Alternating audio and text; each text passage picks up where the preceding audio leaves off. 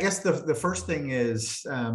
there was a philosophy that I used over most of my career that I actually learned from the CEO at Pepsi as a result of an article that was written about her leadership skills.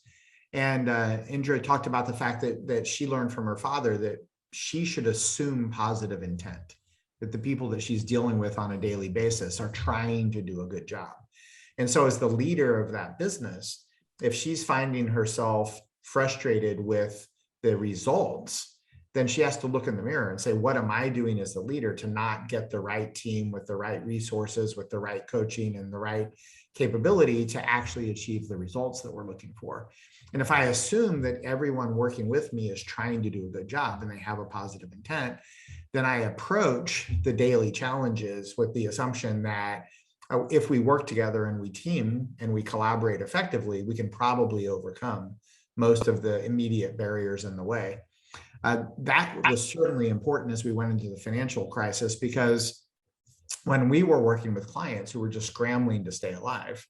and they were doing things like canceling contracts with no warning and then not being, able to pay the penalty clauses, where we had stranded costs and we were going to lose money as a result of that. If we assumed positive intent, and they weren't doing this to be mean, they were doing it because they literally were scrambling to stay alive,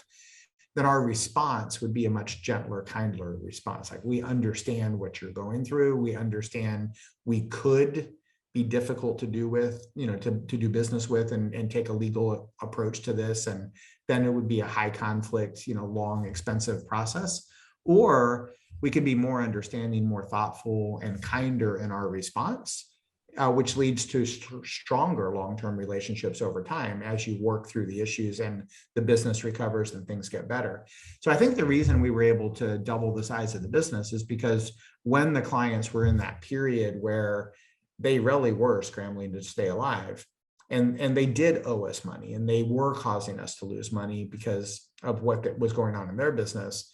our response was based on that assumption that we assumed they had positive intent, and that if we would collaborate with them and work with them in their period of need, that eventually it would work out and we would make plenty of money in the future. And that's exactly how it turned out.